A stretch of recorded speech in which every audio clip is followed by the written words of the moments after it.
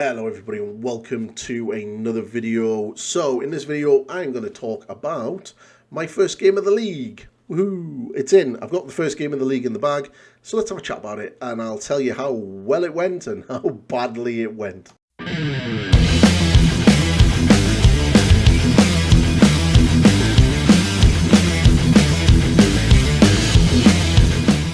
So yes, played my first game of the league last night at the club against Alex and his Sisters of Battle, and the initial plan for these videos was that I was going to do a little bit of videoing while I was at the table, showing the layout and everything else, but we ended up talking about the Blood Angels Codex, this one, and and Space Marine 2, so we kind of got sidetracked and I ended up not filming any of this. So what I'll do is I do have the scores. Alex was very nice to me to actually have that, so what I'll do is I'll throw that up on the screen now and then we can go through it and I'll give you my thoughts on the game itself, how I think it went, as I go through the turns, what mistakes I definitely think I made, and then obviously, you know, we'll talk about certain parts that happened, and really crunchy parts, because there were some really good parts of the game. All in all, it was a really good game and I enjoyed it. But let's get the scorecard up and then we'll have a little look. So here's the scorecard on the doors. As you can see, I got whooped.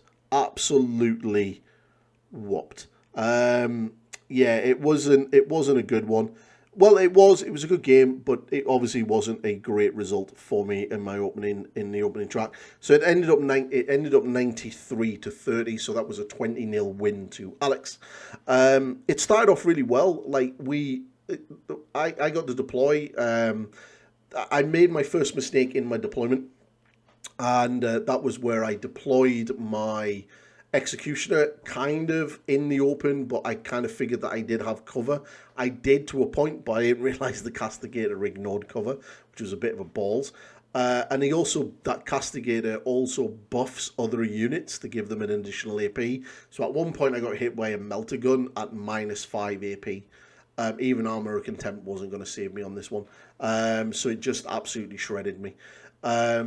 So yeah, like I've never played against the new Sisters, so that was a little bit of a sort of like, oh wow, that's scary. I knew Morgan Val was a big one, so I should kind of sort of talk about what was in Alex's list. So he had Morgan Val and a unit of Paragon Warsuits. He had a little Pennant engine to run around next to it. He had a Castigator tank. He had a Rhino with some Repentia in it. It's like the kind of semi-naked girls with the big eviscerators. He had a unit of them. He had a little lone character, lady, canoness type bird running around. And then he had a unit, and then he had an immolator, the rhino with the flamers on it, with a unit of, is it the Dominions, the ones with the melter guns? And he also had a couple of these little units. There were like 3 models, and I think they're Arco-Flagellants. They're like sisters with all the cybernetic parts on them. And yeah, it was pretty much that. It's only 1,500 points. Now, I knew that Val was going to be a hard takedown, and he'd explain how it works, that he can force me to attack something else. And I was kind of like, okay, like that means I'm going to need multiple charges and use my mortal wounds to get in. And I kind of figured that I did have the ability to nuke that unit and that sort of little Death Star with Gilliman, my Assault Marines and the Captain, and my Brutalis Dreadnought, because there was a lot of mortal wounds coming in on the charge if I did that. And it kind of had that plan to do this, but I kind of bottled it and kind of was like, no, I'm not going to do it on turn 2. I'm going to go and do something else. I think if I'd have initially gone on turn 2 together, I think the game would have been very, very different. But I was kind of on the back foot straight away. So I'll talk through turn 1. So Alex won the priority, so he went first. And he got really well. His secondary straight away was like bring it down and cleanse, and he obviously had good line of sight onto the Executioner and basically nuked it with the Castigator, did a bit of damage, and then Morgan Val had moved forward and opened up with the Melter and the rockets and all that good stuff and just absolutely decimated it. I did put Armor of Contempt on, but again, like I said, that's not really going to stop like an AP5 weapon coming in. And I lost the Castigator. Sorry, I lost the Executioner, which is a bit sad because it's got a big gun and it can do a lot of damage when it needs to, and it has a lot of firepower on it. I do like the tank, but I do think in future army projects, the Blood Angels, I will probably look at maybe the Gladiator chassis tanks rather than the Executioner, because it's kind of it kind of sometimes doesn't last a lot long that well. But yeah, he did pretty well. He kind of come at me and he got obviously the 4 points with bring it down, and yeah, it was like, oh, cool, right, what we're going to do? That's not good. My guys survived and kind of got out the transport and was all good after that point. So yeah, it went into my turn one, and I ummed and ahed about going for Val. I measured everything out and knew that I could probably get the Assault Marines and Guilliman in, but it required... The only reason why I didn't go for it with the Assault Doctrine was the fact that I would be relying on at least a 5 and a 6 roll at least to get a decent average 7-inch charge with the 2 units on my advanced rolls, and I was a bit sort of like, if I mess them up, then I ain't getting in, or I'm having to get really longer charges. So I was like, no, I'm not going to do that. I'll wait till turn 2 on and see how that looks. I got Cleanse and Bring It Down. I initially tried to kill the Castigator with my Ballistus Dreadnought, and that kind of... I did damage. Let's just say I did damage. I didn't really sort of do enough to kill it, and because my Ballistus Dreadnought just fluffed everything. I fired the melters and did a little bit of damage at the Castigator. The one thing I will sort of point out is Alex had popped smoke on the Castigator, and that -1 to hit is absolutely amazing. I even he also puts him in cover, and I use the stratagem Storm of Fire from from my stratagems to give myself an extra AP, and also because I was in the Devastator Doctrine, it allowed me to ignore cover. So my Ballistus Dreadnought should have done a lot better, but the -1 to hit, making me hit on 4s, was an absolute killer. And even on Awful Moment, still couldn't get those 4s. So a lot of my shots just didn't get through, and it kept it alive. I kind of sort of positioned myself back into the middle, waiting for obviously that turn. I kind of had everything there ready and prepped to go, waiting to see what Morgan Val was going to do, and basically sat back and went for it. So in the turn 2, obviously Alex got 8 points, and he then got Cleanse. He then got Cleanse for his secondary, and yeah, it was... He still had overwhelming force, but which he ended up getting rid of. He got Cleanse, which he did, and he kind of had moved forward, and he started to really lay the pressure down on me. And I was like, at this point, I was still relatively confident that I could probably do him. And I was confident right up until turn 3. And then in my turn, I got Recover the Assets. And basically, I still had Bring It Down. And I looked and I sort of planned it out. And I was initially going to go for Morgan Val and hopefully sort of do enough damage onto the Castigator to maybe try to snip Bring It Down. I chose not to, and I ended up jumping across towards the Castigator. I charged the Castigator with my Assault Marines. Guilliman charged the Rhino that was in the middle of the board to get that objective, and my Brutalis, I kind of switched into the Tactical Doctrine because in Alex's turn he charged the Repenter into the Brutalis, and I basically retreated with the Brutalis because I was in tactical, and then charged in and basically did all my stuff, and had to then kill the unit in close combat. I do think if I'd have gone for the Assault Doctrine, I could have probably got everything into Morgenthau and then went for it. But I made the decision not to, and I went for the Bring It Down. But I did get the 4 points, and obviously I got the 8 points for the primary as well. That was the end of my good fortune. From this point on, it went horribly wrong. So Alex played a absolute blinder in turn 3. He cleared me off all of the objectives. My scout units that were basically holding the 2 objectives in the middle. He basically cleared them off. He dropped the Canoness with a jump pack into my backfield, who then basically moved, got into the right place and then charged at my intercessors that were holding my primary objective. Now, I should have paid the CP and basically just moved away from them with the squad tactics, but I didn't, like an absolute nub. And he basically managed to take my primary and the 2 objectives, the one in the middle and the one on the top corner, and basically pushed me off all of my objectives. So pretty much from that point on, I wasn't scoring primary, and it was going to be a really hard slog to get that back. He then made the right choice of basically focusing on the Assault Marines and obliterating that unit, and knocked me down to the captain, the sergeant, and 1 guy left. And he kind of just ignored Guilliman.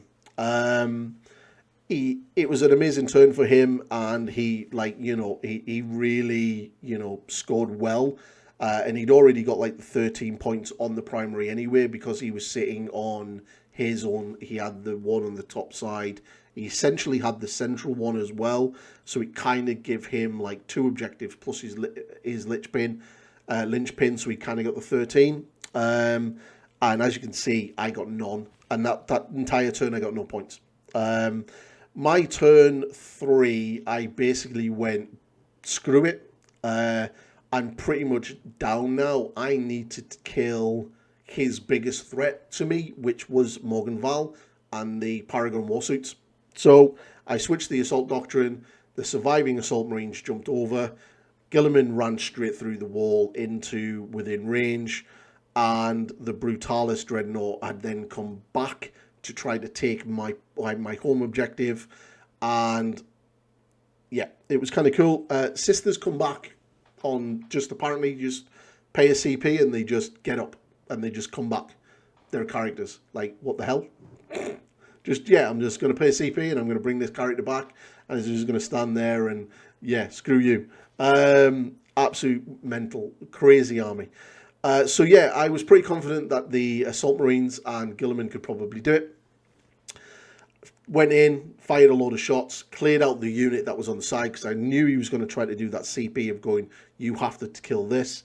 And I think if I'd had a lot more Assault Marines, I'd have probably cleared that off completely and did a bit more damage. On the Assault, they did quite a bit. They killed a couple of the Warsuits, and then Guilliman hit, and he basically finished all of the Paragon Warsuits off and put 4 damage onto Morgenthau.